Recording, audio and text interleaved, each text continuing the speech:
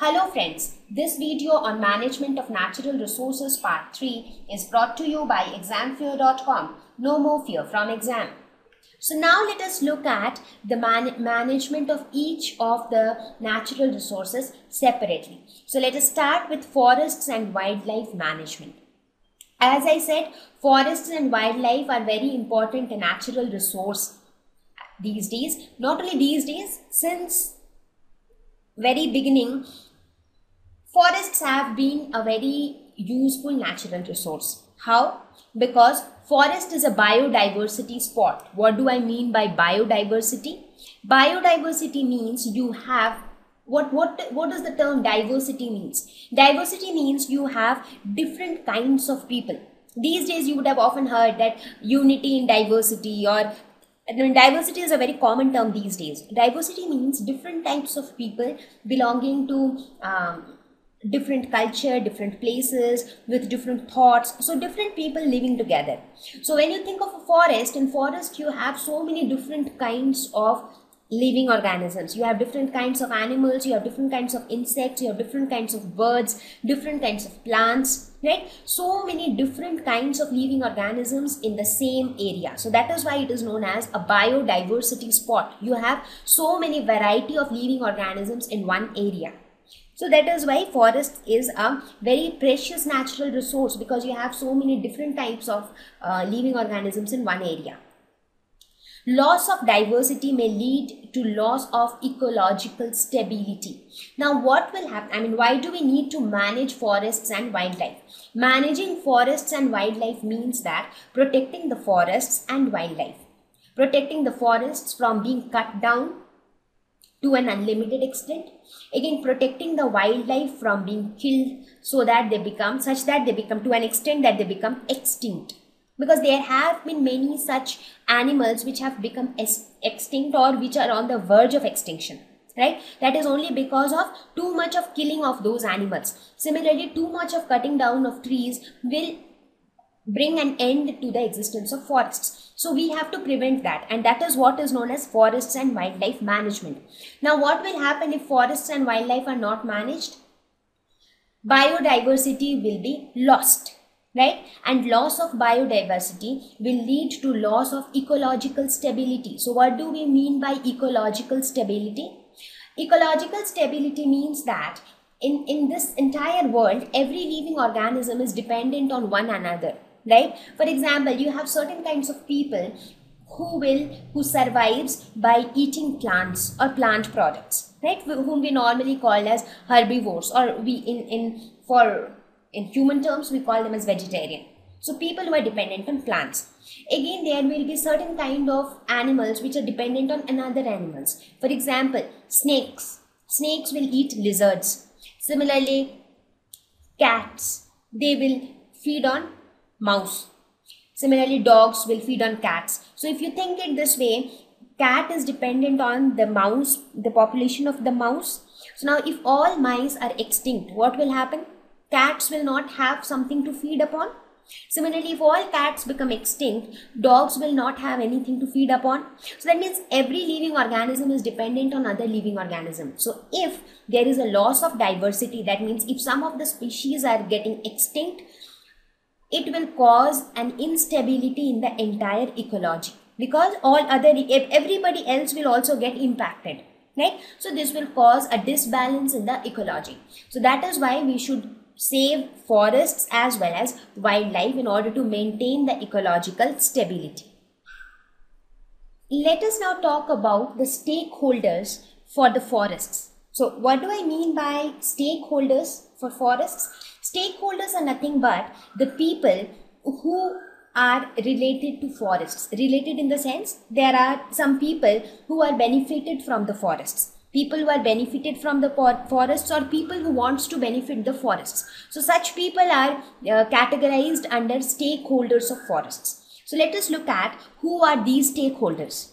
People living in or near forests. So there will be some tribe. You would have seen that generally forests are huge, vast spaces, right? So there you will have some tribal people living inside the forests or living nearby forests. So such people are the first category. forest department of the government. So the forest officers and related people, they are also related to forests. The industrialists, how are the industrialists related to forest? We will see that. And the nature enthusiasts. Nature enthusiasts are those who love nature and they want to protect nature. So these are some of the stakeholders of forests. Now we will see how each of them are dependent on forests and how each of them help the forests or destroy the forest. So we will talk about each of them in detail one by one. So let us start with the people living in or near forests. So what are the advantages or what are the facilities that these people get from forests, and how do these people contribute to forests? So these people get many advantages from forests. For example, they get bamboo for huts. They construct their huts with the help of the bamboo trees, and bamboo trees are nothing but present in the forests, right? Baskets to collect and store food materials. I mean, normally these tribal people, they stay far away from normal city life and all, right? So they get most of their needs from the forests, whether it is construction of their house or whether making baskets to collect food materials. Even they get their food materials from forests. They get fruits, vegetables, nuts and medicines from forests. There are so many medicinal plants, right? So which acts as medicines for so many different diseases. So they get all these things from forests. Fishing, people go for fishing and they get fish which many of them consume. Hunting, people go for hunting.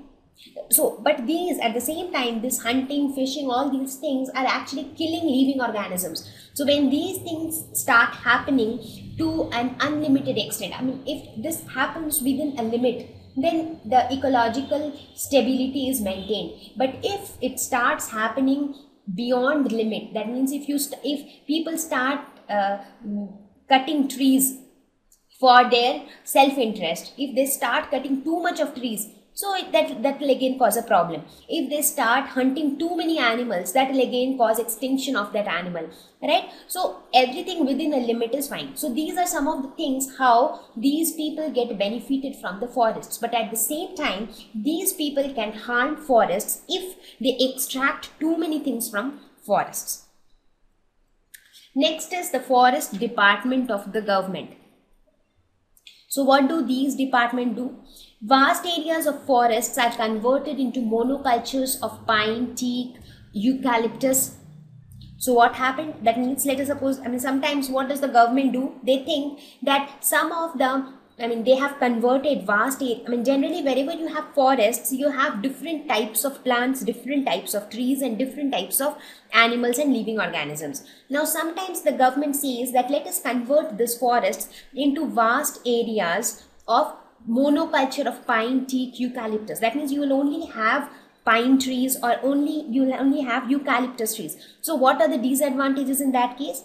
The biodiversity is destroyed because the so many different variety of plants and animals which was present before, they all get destroyed. So now you have only one variety of plant over that vast stretch of land. Now, why does the government do so? The government thinks that, okay, eucalyptus is something which is useful, which helps in making the eucalyptus oil that is used for medicinal purpose. So let us grow more and more of eucalyptus. So that is true in one sense, but when you convert too much of forests into this monocultures, that causes a harm because the biodiversity is destroyed. As a result, needs of local people is ignored. As I mentioned in the previous slide, the local people, the people who are residing in or around forests, their needs cannot be fulfilled because if you have monoculture of eucalyptus, they will not get different kinds of fruits, vegetables for their survival, right? So their needs are ignored. But it is a good source of revenue for forest department. But when you have this monocultures, it becomes a good source of revenue for the forest department. So the advantages that the forest department get out of forest is that it's a good source of revenue, right? But at the same time, the forest department should also take care of the fact that the forests are not completely destroyed so that the biodiversity is maintained. The needs of the local people are also fulfilled. They should also inculcate monocultures of eucalyptus, pine or teak, but they should do that to a certain limit. They should not destroy the entire forest and convert it into a monoculture, right? So only a portion of it can be utilized for the same. It is useful for industries, obviously, because from forests you get so many raw materials that helps in industries. So now let us look at the industrialists. Forest is a source of raw material for factories, because for factories you would need so many things as fuel. For example, you might need wood, you might need some other resources which are present in the forest. So the forests are a very good source of raw material for industries. As I mentioned, for example, if you need eucalyptus for preparing the eucalyptus oil, so if you have a factory that prepares that eucalyptus oil, so for them the raw material is the eucalyptus leaves. So they will go to the forest and extract the eucalyptus trees from there. Not interested in sustainability of forest in one particular area. But what is the mindset of the industrialists? The mindset of the industrialists is to make money from their factories. They just want to expand their industries. They want to expand their factories. So they are not much bothered about the sustainability of the forest. For example, let us suppose there are different forest is not located in one area, right? So there are different forests located in different area. So now let us suppose that there is a factory which is coming up in some area X. So the industrialists will try to get all raw materials from the forest which is located near X.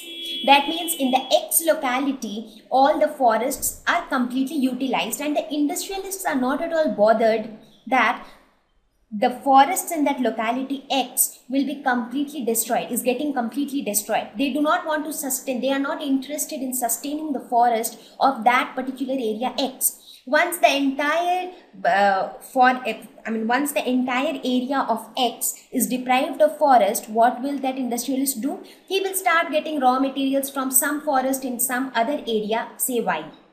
Again, once that is destroyed completely, he will go to some other area, Z. Right? So that means the industrialists are not bothered about sustaining the forests in a particular area. They just want raw materials for their factories, and they are just extracting things from forests, which is not right. Right? So these industrialists should also put a check to extracting raw material for factories. They should ensure that the forest should not be completely destroyed. They should think about the sustainability of the forests. Nature enthusiasts. These are a group of wonderful people who are not dependent on forests. They do not get anything, anyways, everybody gets useful things from forests indirectly or directly. But these nature enthusiasts are not directly dependent on forests, but they have a role in management of forests. These are the people who love nature and they want to save nature. They want to protect the environment, and that is why they want to protect the forests as well. They raise their voices against cutting down of too many trees. They encourage people to plant more and more trees. They protect wildlife. So these are a different group of people who are doing their best in order to save nature. Thank you. Please visit examfear.com to watch free educational videos, try free online tests, get the best quality study materials, study from the best tutors and mentors, and much more. Thank you once again.